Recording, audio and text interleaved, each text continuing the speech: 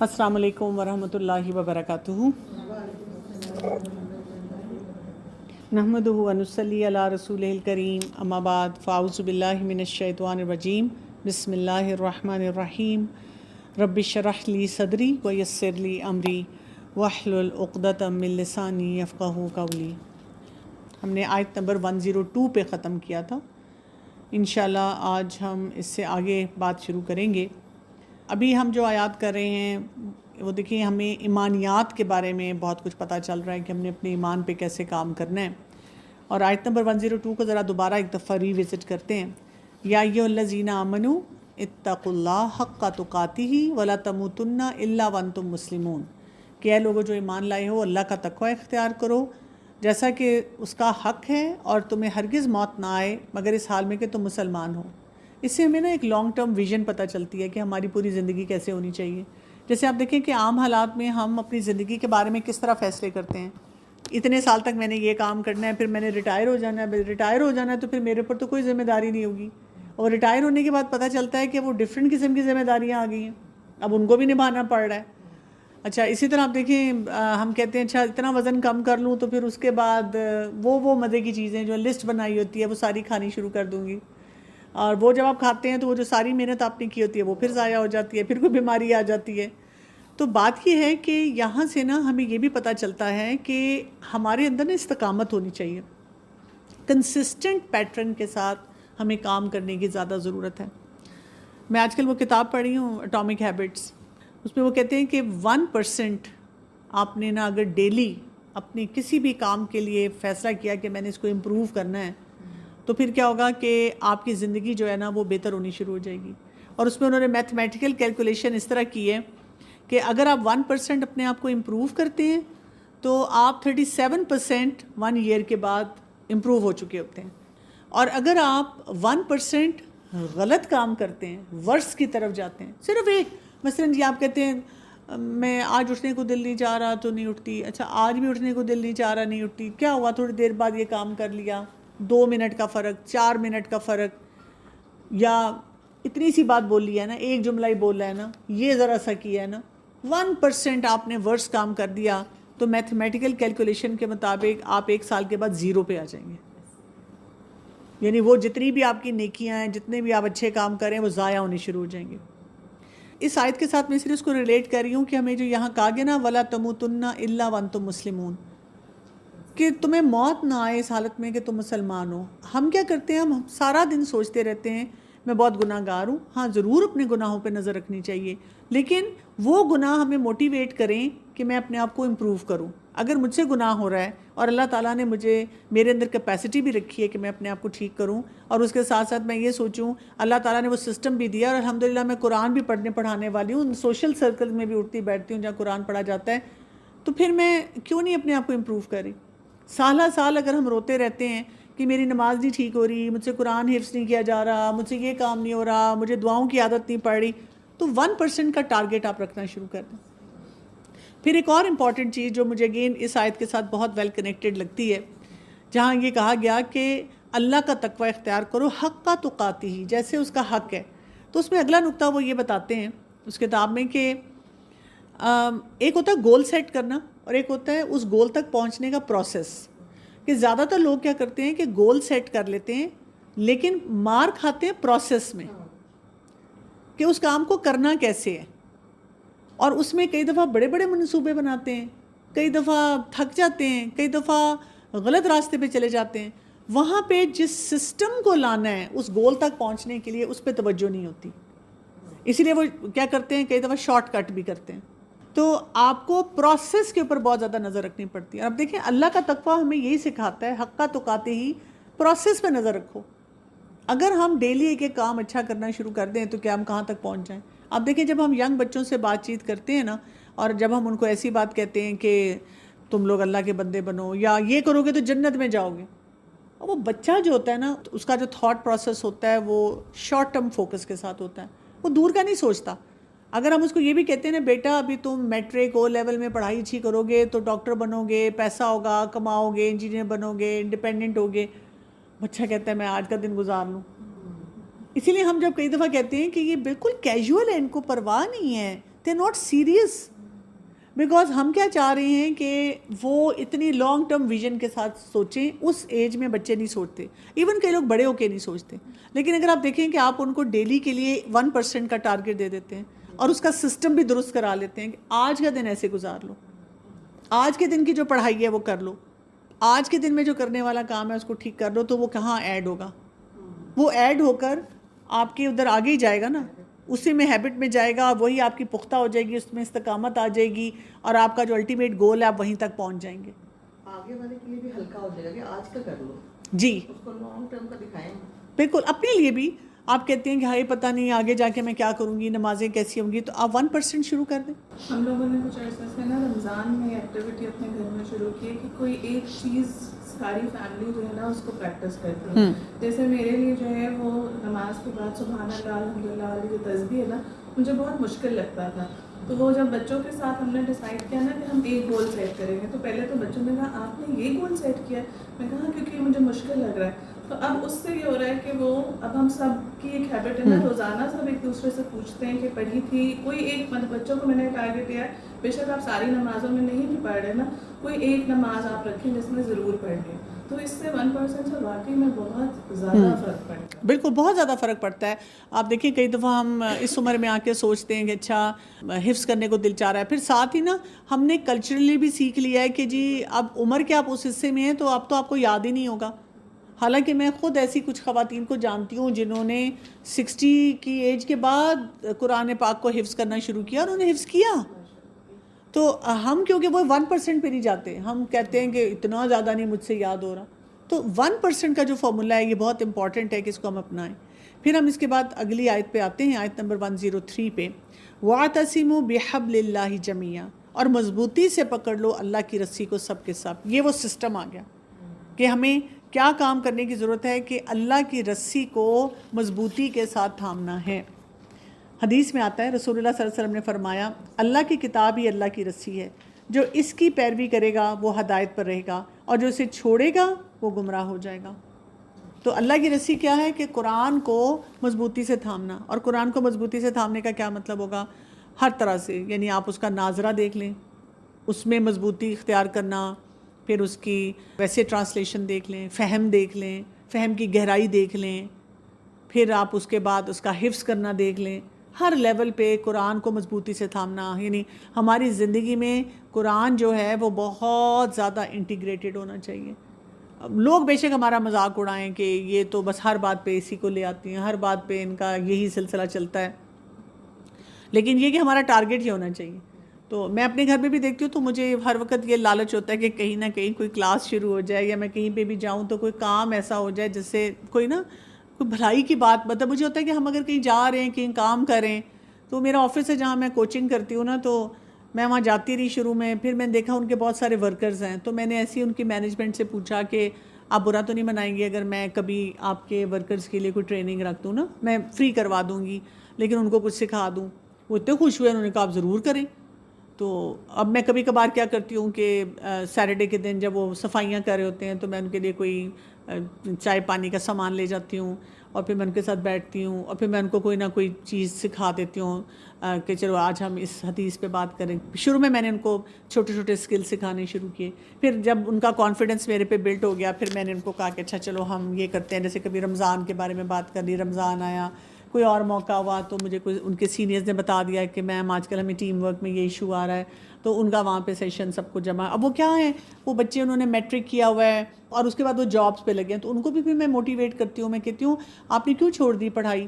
تو میں نے کہا آپ یہاں پہ جب بیٹھے ہوتے ہیں فارغ, تو بجائے سے کہ آپس میں لڑائیں, آگے پڑھیں, پرائیویٹلی امتحان دیں, اپنے آپ کو ڈیولپ کریں. تو وہ کہتے ہیں ہم نے تو یہ سوچا ہی نہیں, ہم تو اپنے ذہن بند کر کے بیٹھ گئے ہیں. پھر میں ان کو قرآن سے کنیکٹ کرواتی ہوں کہ دیکھیں قرآن میں کتنا آیا ہے. یعنی ہمیں کوشش کرنی چاہیے کہ ہم جہاں بھی جائیں نا کسی نہ کسی طرح سے یہ بھی ہم انفارمیشن آگے پاس کریں, اور ہر ایک میں خیر ہے. میں نے بہت سی جگہوں پہ دیکھا ہے کہ آپ جا کر ذرا سا ان کو آفر کرتے ہیں, ذرا سی کوئی چیز دیتے ہیں, لوگ ایسے ہیں جیسے کہ پیاسے بیٹھے ہوئے ہیں.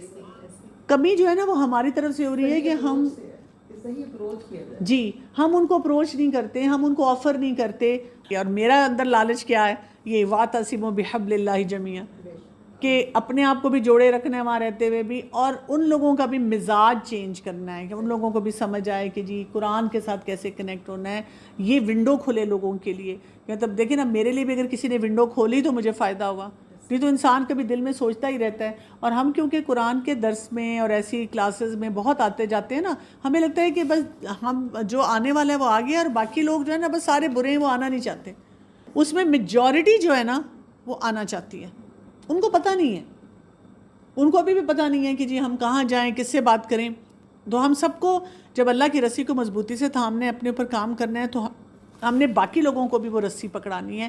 اور جو ایزی ٹارگٹس ہیں نا ان پہ جائیں. جو لوگ بھی بہت آسانی سے پڑھنے سیکھنے والے ہیں ان کو جا کے سکھائیں. ہمارا یوتھ بیچارہ اتنا لاسٹ ہے اور وہ تڑپ رہا ہے کہ ہمیں کوئی بتائے، لیکن ہم نہیں بتاتے. جو اپر مینجمنٹ ہے نا، ان کے ساتھ ریلیشن شپ بلڈنگ کے اس معاملے میں بہت زیادہ ضرورت ہوتی ہے کہ وہ مانیں، تاکہ یہ کہ پھر آپ کے لیے راستے کھلیں کہ آپ جا سکیں، آپ بتا سکیں. اور وہ میں دیکھے پیرنٹس سے بہت زیادہ ہوتا ہے. یعنی جب کوئی دین کا کام کرنے والا خود انسان جاتا ہے نا تو لوگ نہیں بات سنتے زیادہ. یہ مجھے بہت تجربہ ہو چکا ہوا ہے. لیکن اگر کوئی پیرنٹ کہہ دیتا ہے یا کوئی ادھر ٹیم میں سے کوئی کہتا ہے کہ ہمیں یہ کام کرنا چاہیے، اور وہ بات کر کر کے پھر وہ کسی کا ریفرنس دیتا ہے کہ ان کو بلائیں یا ان کو بلائیں، تو پھر کیا ہوتا ہے، پھر وہ لوگ بھی سوچتے ہیں. سپلائی اینڈ ڈیمانڈ والا سسٹم ہے نا، کہ اگر کوئی ڈیمانڈ آتی ہے تو ایسے ہر ادارہ کہتا ہے کہ بھی ٹھیک ہے، والدین اگر چاہ رہے ہیں تو ہم ضرور کر دیں گے. اگر ہمیں کوئی وہ اسپیکر بھی بتا رہے ہیں، ریکمینڈ کر رہے ہیں تو ہم ضرور کر دیں گے. تو اس طرح سے کیا ہوتا ہے کہ پھر کام بڑھنا شروع ہو جاتا ہے. وَلَا تَفَرَّقُوا، اور نہ تم فرقہ بنو. اب آپ دیکھیں ہمارا مسئلہ کیا ہے. اب آپ کو وجہ سمجھ آ گئی کہ فرقے اتنے کیوں بنتے ہیں. یہ یہاں پہ اس کا جو ریزن ہے نا وہ یہاں پہ ہمارے سامنے آ رہا ہے. اس لیے کہ ہم کیا کر رہے ہیں کہ اللہ کی رسی کو کیونکہ مضبوطی سے نہیں تھام رہے نا، اس وجہ سے ہم ڈیوائیڈ ہوتے جا رہے ہیں. قرآن کے ساتھ ہم ویل کنیکٹڈ نہیں ہیں نا. ہر ایک نے کوئی اپنا ورژن نکال لیا اور ایک دوسرے کی بات کو ہم برداشت نہیں کرتے. پھر اس وجہ سے ہم بہت زیادہ ڈیوائیڈ ہو رہے ہیں. رسول اللہ صلی اللہ علیہ وسلم نے فرمایا، بے شک ایک مومن دوسرے کے لیے عمارت کی طرح ہوتا ہے، اس کا ایک حصہ دوسرے کو قوت پہنچاتا ہے. اور پھر اس کے بعد آپ صلی اللہ علیہ وسلم نے ہاتھ کی انگلیوں کو ایک دوسرے میں شامل کیا، جیسے نا دیوار بن جاتی ہے، کلاسپ کیا اپنے ہاتھوں کو. تو یہ بھی کتنا زیادہ ضروری ہے کہ ہم اس معاملے میں بھی بہت زیادہ محتاط ہوں کہ ایک تو ہم نے قرآن کو پڑھنا پڑھانا ہے، دوسرا یہ کہ لوگوں تک پہنچانا ہے، فرقے واریت جو ہے نا اس سے بچانا ہے. ابو ہریرہ رضی اللہ عنہ سے روایت ہے کہ رسول اللہ صلی اللہ علیہ وسلم نے فرمایا کہ یہود 71 فرقوں میں بٹ گئے، عیسائی 72 فرقوں میں، جبکہ میری امت 73 فرقوں میں بٹ جائے گی. ایک اور حدیث میں آتا ہے، یہ زیادہ پریشان کن ہے، کہ نبی کریم صلی اللہ علیہ وسلم نے فرمایا، میری امت پر بھی وہ وقت آئے گا جو بنی اسرائیل پر آیا، یہ بھی ان کے نقش قدم پر چلیں گے، حتیٰ کہ اگر بنی اسرائیل میں سے کسی نے اپنی ماں سے بدکاری کی تو اس امت میں ایسے بدبخت ہوں گے جو یہ گناہ بھی کریں گے. اور بنی اسرائیل 72 فرقوں میں بٹ گئے، جبکہ میری امت 73 فرقوں میں بٹ جائے گی، جن میں سے ایک فرقے کے سوا باقی سب دوزخ میں جائیں گے. اور جب صحابہ کرام نے عرض کیا وہ ایک نجات پانے والا فرقہ کون سا ہوگا، تو آپ صلی اللہ علیہ وسلم نے فرمایا، یہ وہ فرقہ ہوگا جو اسی راستے پہ چلے گا جس پر میں اور میرے صحابہ ہیں. تو اس سے کیا پتہ چلتا ہے، یعنی اب دیکھیں ہم تو اسکالر نہیں ہیں نا. ہمارے سامنے تو جو تفسیر آتی ہے، کوئی بتاتا ہے یہ ہے، ہم کہتے ہیں ہاں ٹھیک ہی ہوگا، اسکالر کہہ رہا ہے. یا اسکالر کوئی بات کرتا ہے وہ اپنے دلائل کے ساتھ ریفرنسز کے ساتھ بات کرتا ہے، ہم اس پہ بھی کہتے ہیں ٹھیک ہے. ایک زمانے میں ایک مووی آئی تھی، مووی تو نہیں میں نے دیکھی، اس کا کلپ دیکھا، کسی اسٹوڈنٹ نے کہا کہ یہ کلپ آپ ضرور دیکھیں. اس کلپ میں کیا ہے کہ کوئی ایکٹر ہے اور وہ کھڑا ہو کر بخاری کے ریفرنس دے رہا ہے، مسلم کے ریفرنس دے رہا ہے، قرآن کی آیتوں کے ریفرنس دے رہا ہے، اور بتا کیا رہا ہے کہ جی اسلام میں میوزک حلال ہے. ایکچوئل قرآن آپ کے سامنے آ گیا، آپ نے رسول اللہ صلی اللہ علیہ وسلم کے جو احادیث ہیں ان کو پڑھ لیا، صحابہ کرام کے اقوال کو، اور ہر دور میں جو علماء نے بتایا فتاویٰ دیے ان کو پڑھ لیا. اب آپ نے یہ کلپ دیکھ لیا تو مجھے آپ بتائیں کہ کیا یہ اوتھینٹک بات ہے؟ اس کی دلیل دیں کہ کیوں نہیں ہم مانیں گے. کوئی بھی ایکٹر داڑھی لگا کر ایک دینی حلیہ بنا کر آپ کو کوٹ ان کوٹ ایویڈنس دے دے تو آپ مان جائیں گے بات. آپ اتنے امپریس ہو جائیں گے کہ دیکھیں انہوں نے وہ اس میں مووی میں بتایا تھا نا کہ وہ بخاری میں فلاں حدیث میں اس نمبر میں یہ آیا. تو ایسے تو نہیں ہوتا. سورس کیا ہے، مووی سورس ہے. جی یہ تو بات ہے نا. دیکھیں ہمارے یوتھ کا دماغ نہیں چل رہا ہوتا اس وقت. تو بات کیا ہے کہ ہم بھی پرابلمز میں کب آتے ہیں. یہ تو یوتھ کی میں نے بات کی کہ وہ یہ کریں. ہم کیا کرتے ہیں, ہم ایک اسکالر کو سنتے ہیں, وہ ایسے دلائل سے بات کرتا ہے, ہم کہتے ہیں ٹھیک کہہ رہا ہوگا. دوسرے کے پاس جاتے ہیں, اس سے کنفلکٹنگ بات کرتا ہے, پھر ہم کہتے ہیں اب کیا کریں, اس کی بات سنیں اس کی بات سنیں. پھر ہم کس کی بات سنتے ہیں؟ جو دل کو لگے, جو ٹرینڈنگ ہو. تو اس طرح کے ہمارے مسئلے مسائل جو ہے نا وہ چل رہے ہوتے ہیں. تفریق سے بچنے کے لیے ہمیں کیا کرنا ہوگا, قرآن پہ جمع ہونا ہوگا. اور اس حدیث میں ہمیں کیا بتایا گیا ہے وہ ہمیں کیسے پتہ چلے گا. مثلاً آپ دیکھیں کوئی بھی اوتھینٹک جو تفاسیر ہیں, ہم اس سرکل میں ہوتے ہیں, ہمیں پتہ چل جاتا ہے. جب اوتھینٹک تفسیر کوئی بھی آپ پڑھتے ہیں, اس کے بعد آپ سیرت پڑھیں نا. آپ دیکھیں رسول اللہ صلی اللہ علیہ وسلم نے یہ کام کیا کہ نہیں کیا. میوزک کی میں نے بات کی نا, تو کئی دفعہ ینگسٹرز مجھے پوچھتے ہیں, اب اگر میں ان کو کہوں کہ قرآن کی آیت بھی ہے, احادیث بھی ہیں, تو فرض کریں کہ وہ کہتے ہیں کہ نہیں, اس پہ بھی کوئی دلیل دیتے ہیں. کوئی نہ کوئی آج کل کے جو سو کالڈ وہی ٹرینڈنگ جو لوگ ہیں, انہوں نے اس کے بھی کوئی نہ کوئی جواب نکالا ہوتا ہے. تو میں صرف اسٹوڈنٹس کو کہتی ہوں دیکھو سمپل سا فارمولا ہے, ٹھیک ہے. ہمیں کیا کہا گیا ہے کہ اس فرقے پہ رہو جس پہ صحابہ کرام. صحابہ نے سنا, پہلے تو رسول اللہ صلی اللہ علیہ وسلم پہ آ جائیں, سنا. چلیں آپ کو حدیث نہیں پتہ, آپ کو قرآن نہیں پتہ, رسول اللہ صلی اللہ علیہ وسلم نے سنا میوزک؟ نہیں سنا. اور پھر میں ان کو کہتی ہوں اچھا چلیں اگر آپ کہتے ہیں کہ کبھی ہم کسی معاملے میں ایسی بات بھی کہتے ہیں نا کہ جی آج کے دور میں کوئی ضرورت یا کوئی ایسا مسئلہ ہو سکتا ہے, تو پھر دیکھیں یہ کوئی نیسیسٹی تو نہیں ہے. میں ان کو کہتی ہوں اگر آپ میوزک نہیں سنیں گے تو مر جائیں گے, اسٹارو ٹو ڈیتھ, کچھ بھی نہیں ہوگا, کچھ بھی نہیں ہوگا آپ کو. ٹھیک ہے, آپ اپنے سرکل میں تھوڑا سا آؤٹ کاسٹ ہوں گے کہ وہاں وہ جب گانوں کی بات کر رہے ہیں, گانے سن رہے ہیں, تو اب آپ کچھ بھی نہیں کر رہے ہیں. اب آپ کو سمجھ نہیں آ رہی کہ میں کیا کروں. تفرقوں سے بچنے کے لیے ہم نے صحابہ کرام اور صحابیات کی زندگی کو پڑھنا ہے. ہم نے ان سے ریلیٹ کرنا ہے. وہ کیا کرتے تھے, کہاں معافی مانگتے تھے, نماز میں غلطی ہوتی تھی تو کیا کرتے تھے. اور دیکھیں ان کی زندگیاں میں اتنی کھلی کھلی ہیں. احادیث میں ہی ہم پڑھتے ہیں کہ صحابہ اکرام نے کبھی یہ تو نہیں کہا پلیز میری یہ بات کسی اور کے سامنے ذکر نہ کیجیے گا, رسول اللہ صلی اللہ علیہ وسلم, کسی کو پتہ نہ چلے. دیکھیں وہ میری دیورانی جٹھانی بھی آتی ہے, میرے بھائی بھی آتا ہے, میرا ہمسایہ بھی آتا ہے, پھر برادری میں بڑی انسلٹ ہو جائے گی. نہیں, اوپن زندگیاں تھیں ان کی. ہمیں تو کوئی نا یہاں کا کوئی عام بندہ بھی بتا دے آپ نے غلطی کی, اور فرض کریں ایک قرآن کی گیدرنگ ہے, اس میں ایک ٹیچر ہے ریگولر سی, اس نے کہہ دیا نہیں یہ جو آپ کا کانسیپٹ ہے یہ ٹھیک نہیں ہے, ہم تو اتنا غم منائیں گے, ہم تو بسترے پہ لگ جائیں گے کہ فلاں سب کے سامنے میری کتنی انسلٹ ہو گئی, مجھے کسی نے یہ بتا دیا. ایون ٹیچر کو اگر کوئی بتا دے اسٹوڈنٹ کی یہ جو آپ وہ دے رہی ہیں ریفرنس ہی ٹھیک نہیں ہے. کبھی کبھی اسٹوڈنٹس کو زیادہ پتہ ہوتا ہے, کوئی چیز آپ نے نہیں پڑھی ہوتی اس طرح اسٹوڈنٹ نے پڑھی ہوتی, وہ ٹیچر ہی کہے گا کہ فلاں کتنی میری انسلٹ ہوگی, میں نے تو آئندہ نہیں پڑھانا. لیکن صحابہ کرام میں بڑا ماول کرتی ہوں اس بات پہ کہ ان کی زندگی کتنی کھلی کتاب کی طرح تھی. وہ آرام سے اپنی بات کو بتا دیتے تھے, کیونکہ لالچ کیا تھا کہ ہم بٹ نہ جائیں, لالچ کیا تھا ہم قرآن کے مطابق عمل کریں, لالچ کیا تھا ہم رسول اللہ صلی اللہ علیہ وسلم کے ساتھ ہیں, یہ علم ٹرانسفر کرنا آسان ہو جائے, لوگوں کو یہ پتہ چل جائے اللہ کو راضی کیسے کرنا ہے. کیونکہ انبیاء تو معصوم ہوتے ہیں, انبیاء کے ساتھ اللہ تعالیٰ کی خاص مدد ہوتی ہے کہ وہ گناہ نہیں کر سکتے. تو ہم بھی یہی کہتے ہیں کہ بھئی وہ ویسے تو ہم بن ہی نہیں سکتے, انبیاء جیسے تو ہم بن ہی نہیں سکتے, لیکن عام لوگ وہ جو تھے صحابہ اکرام صحابیات تو they were common people, تو ویسے تو ہم بن سکتے ہیں. وَاذْكُرُوا نِعْمَةَ اللَّهِ عَلَيْكُمْ, اور یاد کرو نعمت کو اللہ کی اپنے اوپر. کون سی نعمت؟ اِذْ كُنْتُمْ أَعْدَاءً, جب تھے تم دشمن, فَأَلَّفَ بَيْنَ قُلُوبِكُمْ, تو اس نے الفت ڈال دی تمہارے دلوں کے درمیان. فَأَصْبَحْتُمْ بِنِعْمَتِهِ إِخْوَانًا, تو ہوگے تم اس کی نعمت سے بھائی بھائی.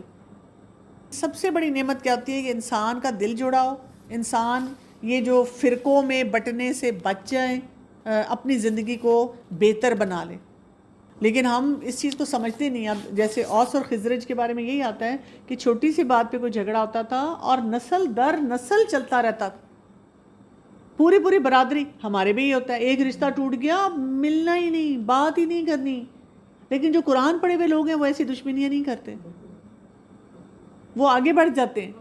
اب دیکھیں جب ہم آپس میں بھی ملتے ہیں قرآن کے اس سے ملتے ہیں نا توسط سے, ایک عجیب سا ریلیشن شپ ہوتا ہے. آپ کو کچھ پتہ نہیں ہوتا کون کیا ہے, کوئی مطلب نہیں ہوتا, کوئی غرض نہیں ہوتی, بس یہ ہوتا ہے سب قرآن پڑھنے والے ساتھی ہیں اور اس سے دل جڑے ہوئے ہوتے ہیں. اور آپ کو کبھی کوئی کسی کی بات بری بھی لگے تو آپ کوشش کرتے ہیں کہ ہم درگزر کریں, ہم ایک دوسرے کو معاف کر دیں. یہ نعمت اللہ تعالیٰ کی کہ اگر ہم جڑ کے رہنے والے ہوں. وَكُنْتُمْ عَلَى شَفَا حفرۃ من النار، اور تھے تم کنارے پر آگ کے گڑھے کے، جسٹ آن دی ایج، فانقذکم منہا، تو اس نے بچا لیا تمہیں اس سے، کذالک یبین اللہ لکم الآیات، اسی طرح واضح کرتا ہے اللہ تمہارے لیے اپنی آیات، لعلکم تہتدون، تاکہ تم ہدایت پاؤ۔ تو یہاں سے ہمیں بہت ہی امپورٹنٹ بات پتہ چل رہی ہے کہ ایمان کی بنیاد جو ہوتی ہے وہ بھائی چارے پہ ہوتی ہے، مل جل کے رہنے پہ ہوتی ہے، خاندان، برادری، کانفلکٹ ریزولوشن جس کو آج کل کے دور میں کہا جاتا ہے۔ مسئلے مسائل ہوتے ہیں لیکن ان مسئلوں کو حل کرنا، مسئلوں سے اوپر اٹھنا، دین کو پرائرٹی بنانا، معاف کرنا، درگزر کرنا، دلوں کو جوڑے رکھنا۔ کبھی کبھی آپ دیکھیں کوئی کسی نے آپ کو بڑا تنگ کیا ہوتا ہے، لیکن آپ کو کوئی آ کے پوچھتا ہے کسی پروجیکٹ کے سلسلے میں، آپ کا دل نہیں چاہ رہا ہوتا اس شخص کا نام لیں، کیونکہ وہ آپ کی ذاتی ان کے ساتھ کوئی ایک چپکلش ہوتی ہے، لیکن آپ کو یہ پتہ ہے کہ دین کو فائدہ ہو جائے گا تو ہم بتا دیتے ہیں۔ دین کتنی ہمیں خوبصورتی سکھاتا ہے نا کہ ہم اپنی ایسی نیگیٹو فیلنگز کو بھی برداشت کریں۔ رشتوں میں بھی ایسے ہوتا ہے، رشتہ داریوں میں بھی ایسے ہوتا ہے۔ کبھی کبھی آپ کو کسی نے نقصان بھی پہنچایا ہوتا ہے لیکن آپ کہتے ہیں کہ کیونکہ صلہ رحمی کا رشتہ ہم توڑ نہیں سکتے، ہمیں ملتے رہنا۔ ہاں ٹھیک ہے، اگر کوئی نقصان پہنچا رہا ہے زیادہ تو پھر ہم اس معاملے میں تھوڑے محتاط ہو جائیں، لیکن یہ ہمارے لیے بہت بڑی بلیسنگ ہے کہ اگر ہم قرآن اور حدیث کے ساتھ جڑنے والے ہوں اور قرآن اور حدیث کو پڑھ کر آگے بڑھ کے لوگوں کی مدد کرنے والے ہوں، لوگوں کے دلوں کو جوڑنے والے ہوں، یعنی کہیں پہ بھی ہم آج کے دور میں یہ کتنا ریلیونٹ ہے، کیونکہ ہمارے زیادہ جو خرابی ہے وہ معاشرتی نظام میں ایک دوسرے کے ساتھ جو ہم نے پارٹی بازی، معاشرہ جو بنانا ہے اس کی خرابیاں زیادہ ہیں۔ انڈیویجولی تو سارے اپنی نماز روزہ وہ کر رہے ہیں اور کچھ نہ کچھ، لیکن معاشرے کے طور پہ ہم جو ہے نا ٹالرنس نہیں ہے ہمارے میں، کیونکہ ہوتا یہ کہ ہم صرف اپنے گروپ میں ہی رہتے ہیں، اپنے گروپ میں ہی رہتے ہیں، اپنے گروپ کے ساتھ ہی کام کرتے ہیں، تو پھر ریجڈ پیٹرنز ہو جاتے ہیں، دوسروں سے ملتے نہیں ہیں۔ ٹھیک ہے، کچھ جگہوں پہ تو ایسی ہوتی ہے نا جہاں پہ آپ کہتے ہیں عقیدے کی اتنی خرابی ہے تو وہاں تو نہیں ملنا چاہیے، وہاں پھر آپ کے اوپر غلط اثرات آئیں گے۔ لیکن آپ دیکھیں جو صحیح عقیدے اور منہج پہ بھی لوگ ہوتے ہیں ان میں بھی تھوڑے تھوڑے ڈفرینسز ہو سکتے ہیں، تو ہم پھر بھی نہیں ملتے، ہم ان سے بات ہی نہیں کرنا چاہتے۔ کہ کبھی کبھی مطلب جس طرح جو لوگ نیا نیا مطلب قرآن کی طرف ان ٹچ ہوتے ہیں کہ وہ پڑھ رہے ہوتے ہیں، لیکن ہمارے ایز آ ریلیٹیوز اور باقی معاشرے میں ہمارے لوگوں کا کانسیپٹ یہ ہوتا ہے کہ جب ایک بندہ قرآن کو تفسیر سے پڑھ رہا ہے یا اس کو زیادہ بریفلی سمجھ رہا ہے تو وہ ایک پرفیکشن آ گئی ہے اس میں، مطلب وہ کرنے کا کوئی رائٹ نہیں ہے۔ تو ایسے سلسلے میں کیا کیا جائے؟ مطلب کوشش تو ہم کر رہے ہوتے ہیں کہ اپنے آپ کو اس سائڈ پہ اس حساب سے چلائیں کہ جیسے قرآن میں حکم ہے، لیکن ظاہری بات ہے انسان ہے، غلطی تو ہو ہی جاتی ہے کہیں نہ کہیں جانے انجانے میں بھی۔ لیکن ہمارے آگے پیچھے کے لوگ ہمیں یہ انسسٹ کرتے ہیں بار بار کہ آپ قرآن پڑھ رہے ہیں تو آپ میں پرفیکشن لیول زیادہ ہونا چاہیے۔ ان اے وے ان کی بات درست ہوتی ہے کہ ظاہر ہے ہمیں زیادہ محتاط رہنا ہوتا ہے۔ ہم جب قرآن پڑھ لیتے ہیں تو لوگوں کی نظریں ہم پہ ہوتی ہیں، تو ہمیں غصہ بھی اپنا زیادہ کنٹرول کرنا چاہیے، ہمیں اپنی نمازوں کی بھی زیادہ پابندی کرنی چاہیے، کیونکہ لوگ نا ہمیں دیکھ رہے ہیں، جیسے ہم نہیں کسی کو دیکھ کر سیکھتے تو لوگ بھی ہمیں دیکھ رہے ہوتے ہیں کہ بھی ان کی پریکٹسز کیسی ہیں۔ ایک یہ ان اے وے تو یہ بات ٹھیک ہے۔ دوسرا یہ کہ ظاہر ہے وہ انہوں نے قرآن نہیں پڑھا ہوتا تو وہ یہ سمجھتے ہیں کہ ہر قرآن پڑھنے والا انسان جو ہے وہ پرفیکٹ ہو جائے گا، اب تو کچھ بھی وہ غلط نہیں کرے گا، ایسے ہوتا ہی نہیں ہے نا، دس از ناٹ پاسبل۔ تو اس میں یہ کہ آپ ان کو کہیں کچھ جگہوں پہ آپ ان کو ایکسپلین کر سکتے ہیں، جیسے مجھے اپنا یاد آتا ہے کہ کسی نے جب ایک دفعہ مجھے کسی اور کے بارے میں ایسے کہا کہ ہائی وہ تو قرآن پڑھا ہوا ہے، اس نے یہ کیا، تو میں نے بہت آرام سے ان کو مسکرا کے کہا کہ آپ نے کیوں سوچا کہ وہ پرفیکٹ ہوگا؟ انہوں نے یہی بات کی کہ نہیں دیکھیں قرآن پڑھے ان کو تو بہتر ہونا چاہیے۔ میں کہا ڈیفینیٹلی وہ بہتر ہوں گے، کیونکہ ان کی اخلاص بھی بہتر ہوگا، وہ اپنے معاملات کو بھی بہتر کرنے کی کوشش کر رہے ہوں گے، وہ تقویٰ کے اوپر کام زیادہ کر رہے ہوں گے۔ میں کہا لیکن دیکھیں اگر ایسے ہوتا نا کہ ایک دفعہ قرآن پڑھنے سے انسان سارے ٹھیک ہو جائیں تو اللہ تعالیٰ کہتے ہیں بس ایک دفعہ کورس کر لو، سرٹیفکیٹ لے لو، پھر آرام سے بیٹھ جاؤ ڈگری لے کے، لیکن ایسے نہیں ہے۔ ہمیں بتایا جاتا ہے کہ ڈیلی پڑھنا ہے، ہمیں ڈیلی استغفار کرنے کے لیے کہا جاتا ہے۔ پھر آپ دیکھیں وضو کرتے ہیں تو اس سے گناہ جھڑتے ہیں، پھر اور اتنی نیکیاں بتائیں ہیں، یہ کرنے سے گناہ جھڑتے ہیں، یہ کرنے سے گناہ جھڑتے ہیں۔ تو اس کا مطلب ہے کہ ہم جو ہے ہمارے میں ٹینڈنسی ہے کہ ہم پھر غلطیاں کرتے ہیں، ٹینڈنسی ہے کہ پھر ہم گناہ کرتے ہیں، اور اسی لیے اللہ تعالیٰ کو وہ لوگ پسند ہیں جو کہ ہر وقت توبہ استغفار میں رہتے ہیں، ٹھیک ہے؟ نہیں تو وہ حدیث میں ہے نا کہ اللہ تعالیٰ اگر کوئی توبہ استغفار کرنا چھوڑ دے تو بدل کے ایسی قوم لے آئے جو کہ توبہ استغفار کرے۔ تو میں نے کہا یہ سب باتیں بھی نا ہمیں ذہن میں رکھنی چاہیے اور ان کو گرو کرنے کا اور ہیومن ہونے کا تھوڑا سا ایج جو ہے نا وہ دے دینا چاہیے، کیونکہ وہ بھی اپنی طرف سے کافی اسٹرگل کر رہے ہوتے ہیں کیونکہ معاشرے میں اتنی خرابیاں ہوتی ہیں۔ تیسری بات یہ کہ بس آپ اس کے بعد پرسکون ہو جائیں، بہت زیادہ اوور ایکسپلین نہ کریں، کیونکہ دیکھیں اصل اکاؤنٹیبلٹی ہماری اللہ تعالیٰ کے ساتھ ہے۔ ہم لوگوں کے سامنے میں تھوڑی بہت کوشش کر سکتے ہیں، ان کو سمجھا سکتے ہیں، باقی ہم اپنے اوپر فوکس رکھیں کہ مجھے اللہ کے راستے میں جو میں نکلی ہوں تو میں نے اپنے آپ کو بہتر بنانا ہے اور یہ نوٹس کرنا ہے کہ میرا آنے والا دن جو ہے وہ پچھلے والے سے بہتر ہو، بس اس چیز پہ ہم فوکس کریں۔ سو اللہ تعالیٰ واضح طریقے سے ان آیات کو بیان کرتا ہے تاکہ ہم ہدایت پائیں۔ تو ہدایت کا راستہ کیا ہے کہ اپنے آپ کو جوڑیں، توڑیں نہیں، اور ہر شخص کو بھی یہی بتائیں کہ آپ قرآن پڑھیں، اور اگر کوئی بھی کسی اور اوتھینٹک فورم پہ جا رہا ہے، قرآن پڑھ رہا ہے، تو ان کو وہاں سے بھی نہ توڑیں کہ نہیں جہاں میں جاتی ہوں وہاں آپ آئیں۔ آپ ویسے کسی کو بتا سکتے ہیں کہ ہاں میں بھی جاتی ہوں اور میں اتنا اچھا پڑھتی ہوں، یا یہ اچھی ہے، یا یہ اسپاٹ بہت اچھا ہے، یا یہ مسجد اچھی ہے، وہاں پہ بہت اچھا پڑھایا جاتا ہے۔ لیکن اگر کوئی انسان کمفرٹیبل ہے کسی اور جگہ جانے میں تو ہمیں زبردستی ان کو کھاڑنا نہیں چاہیے۔ کئی دفعہ ضروری نہیں ہے کہ وہ کسی اور کو سن کے تو وہ بہت زیادہ خوش ہو جائیں، ٹھیک ہے؟ تو ہم بس کہیں کہ آپ اوتھینٹک جگہ پہ جائیں، جہاں پہ بھی جائیں اوتھینٹک جگہ پہ جائیں۔ کیونکہ میں نے بھی جب نیا نیا قرآن پڑھنا شروع کیا تھا تو یہی ہوتا تھا، کوئی کہتا تھا یہاں نہ جاؤ، کوئی کہتا تھا وہاں نہ جاؤ، تو میں بھی بڑی پریشان ہوئی۔ میرا بھائی بھی ماشاءاللہ قرآن پڑھنے والا تھا، حالانکہ وہ تبلیغی جماعت میں ہے، تو میں نے ایسے ہی اس سے پوچھا کہ میں پریشان ہو گئی ہوں، میں کیا کروں؟ تو الحمدللہ اس نے مجھے اتنی وائز ایڈوائس دی۔ اس نے مجھے کہا کہ باجی آپ ڈاکٹر ہیں نا، آپ کی فیلڈ ہے تو آپ کو پتہ چل جاتا ہے نا کہ یہ ڈاکٹر اچھا ہے، یہ نہیں اچھا، یہ کنسلٹنٹ جو ہے وہ بہت اچھا ہے۔ میں نے کہا ظاہر ہے میری فیلڈ ہے اس لیے پتہ چلتا ہے۔ تو اس نے کہا کہ ابھی آپ خاموشی سے قرآن پڑھیں اور اللہ سے دعا کریں، جب آپ پڑھتی رہیں گی تو اللہ تعالیٰ آپ کو خود دکھا دے گا اوتھینٹک لوگ کون سے ہیں۔ تو اس نے بھی مجھے قرآن سے جڑنے کے لیے کہا، انہوں نے کہا بس ابھی آپ قرآن پڑھیں۔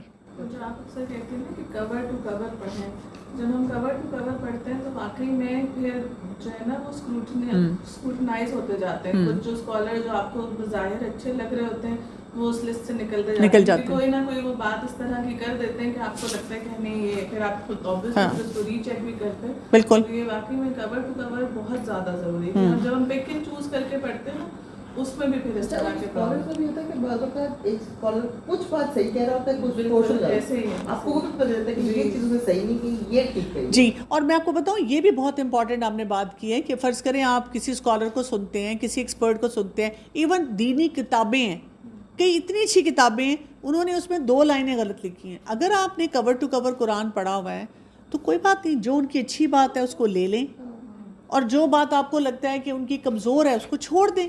ہمارے مصیبت یہ بھی ہے کہ ہم آل اور نن فارمولے کے ساتھ رہتے ہیں کہ کوئی دنیا میں آپ کو ہارڈلی انسان ملے گا جو مکمل طور پہ ٹھیک ہو، بٹ آپ کا بس یہ کہ اسکینر صحیح جو ہے نا وہ قرآن اور حدیث ہونا چاہیے، وہ ہونا تو آپ کو سمجھ آ جاتی ہے یہ جو انہوں نے بات بولی ہے نہیں مجھے درست نہیں لگی، ہاں لیکن یہ بات انہوں نے اچھی کی ہے تو ٹھیک ہے، مطلب کوئی فرشتے تو نہیں آئیں گے نا ہمیں پڑھانے کے لیے۔ میں پرسنلی جو میرے ایکسپیرینس ہے جب میں نے قرآن شروع پڑھا، مطلب ڈیلی جو ہماری روٹین ہے جو اس میں آپ کو پتہ چل جاتا ہے انٹل کی کوئی بہت ہی کوئی شرعی مسئلہ آ جائے جس میں آپ کو نہیں سمجھ آتی، لیکن آپ کو سمجھ آ جاتی ہے ساری باتوں کی، آپ کو کہ یہ صحیح ہے، قرآن سے قرآن کے ایک بیلنس آپ کو پتہ چل جاتا ہے۔ فرقان ہے نا قرآن کا، دوسرا ایک نام فرقان ہے، فرقان ڈیولپ ہو جاتا ہے۔ یہ میرا سب سے بڑا ایکسپیرینس یہ ہے کور ٹو کور قرآن پڑھنے کے بعد کہ آپ کے اندر نا وہ بلیک اینڈ وائٹ صحیح سمجھ آ جاتا ہے، یہ صحیح ہے یہ غلط ہے۔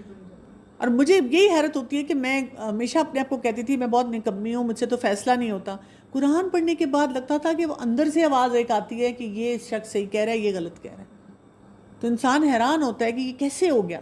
تو اللہ تعالیٰ کی طرف سے نا وہ فرقان ڈیولپ ہو جاتا ہے قرآن کے ذریعے، کیونکہ آپ قرآن کے لینس سے، اللہ کے کلام کے لینس سے سب کو دیکھتے ہیں۔ وَلْتَكُمْ مِنْكُمْ أُمَّةٌ يَدْعُونَ إِلَى الْخَيْرِ، اور ضرور ہو تم میں سے ایک گروہ جو دعوت دے خیر کی طرف، یعنی ایک اسپیشلائز گروپ جو ہے اس کا ہونا بہت زیادہ ضروری ہے، اسپیشلائز گروپ کو، یعنی کچھ لوگ قربانی کی سطح پر رہنا جانتے ہوں، کچھ لوگ جو ہیں وہ سوچیں کہ ہمیں وہی کام نہیں کرنے جو باقی سب لوگ کر رہے ہیں۔ اب آپ دیکھیں بہت ساری فیلڈز میں جب لوگ جاتے ہیں اور ایکسیل کرتے ہیں تو وہ کتنی قربانیاں دیتے ہیں۔ مجھے خود یاد ہے کہ جب میں ڈاکٹر بنی تھی تو ایک دفعہ میرے کلینک پہ بہت سارے پیشنٹس آئے ہوئے تھے اور میرا اپنا بیٹا جو ہے اس کو بہت تیز بخار تھا، تو میں اس کو چھوڑ کے نہیں جانا چاہ رہی تھی، میری مدر نے جب مجھے کہا تو میں نے کہا میں نہیں آ سکتی, میرے بچے کو بخار ہے, بہت تیز بخار ہے, 104 تک بخار ہے, اس کی طبیعت نہیں ٹھیک ہے, وہ بہت چھوٹا ہے, میری گود میں ہے, میں نہیں آ سکتی. تو میری مدر آئیں, انہوں نے کہا کہ میں اس کو دیکھتی ہوں اور تم جاؤ جا کے پیشنٹس دیکھو. اور انہوں نے مجھے کہا کہ کیا وہ کسی کے بچے نہیں ہیں, جاؤ. بس وہاں سے مجھے عادت پڑ گئی کہ بھئی ٹھیک ہے جی, جو کام کرنا ہے نا اس میں پھر اپنے خاندان, اپنی ضروریات, ان سب کو پیچھے کر کے دیکھنا ہے کہ کوئی اگر آیا ہے وہ مشکل میں ہے تو آپ پہلے اس کا مسئلہ حل کریں. لیکن میں نے اس میں ایک چیز دیکھی ہے, اگر میں بیٹھی ہوئی ہوں نا ایز اے ڈاکٹر, میں دن بیٹھوں, رات بیٹھوں, 36 گھنٹے 72 گھنٹے دنیا کے جس مرضی کونے میں جاؤں, کانفرنس پہ جاؤں, لوگ کہتے ہیں واہ واہ ماشاء اللہ کتنی کمیٹڈ ڈاکٹر ہے, کتنی کمیٹڈ ڈاکٹر ہے ٹو ہر پروفیشن, کتنی ڈیڈیکیٹڈ ہے. لیکن اگر میں 1 گھنٹے کے لیے بھی کہیں کلاس لینے جاؤں, اب تو بچے بڑے ہو گئے ہیں, لیکن جب چھوٹے تھے ہر کوئی پوچھتا تھا آپ کے بچوں کو کون دیکھتا ہے. اچھا اگر کسی اسلامک کانفرنس کے لیے 2 دن کے لیے کہیں چلی جاؤں, سب کہتے تھے لو, یہ جیسے وہی بات ہے کہ میرا بھائی کیونکہ تبلیغ میں ہے تو جب وہ جاتا ہے تو اس کے, وہ بھی ڈاکٹر ہے تو ہر کوئی باتیں سناتا ہے خاندان میں, ادھر یہ اچھا ڈاکٹر ہے جی, اپنے پیشنٹس کو چھوڑ کے چلا جاتا ہے. تو وہ کہتا ہے کہ میرے ساتھ کے جتنے کنسلٹنٹس ہیں وہ سب 1-1.5 مہینے کی چھٹی کرتے ہیں, چھٹیوں میں سمر ویکیشن میں, کوئی امریکہ جا رہا ہے, کوئی یورپ جا رہا ہے, ان کو تو کوئی کچھ نہیں کہتا, کہتے ہیں ہاں ماشاء اللہ ویکیشن پہ گئے ہوئے. ضروری ہے انوائنڈ کرنے کے لیے, برن آؤٹ سے بچنے کے لیے, پروفیشنلز جو ہیں ان کے لیے برن آؤٹ سے بچنا ضروری ہے. لیکن اگر وہ دین کے راستے میں چلا گیا ہے کوئی, تو وہ کیوں گیا, وہ نہیں قبول, وہ نہیں برداشت ہوتا. جی جی جی جی جی یہ بھی میں نے بہت سنا ہوا ہے کہ پروفیشنلی گرو نہیں کیا تو اس لیے اس طرف چلی گئی.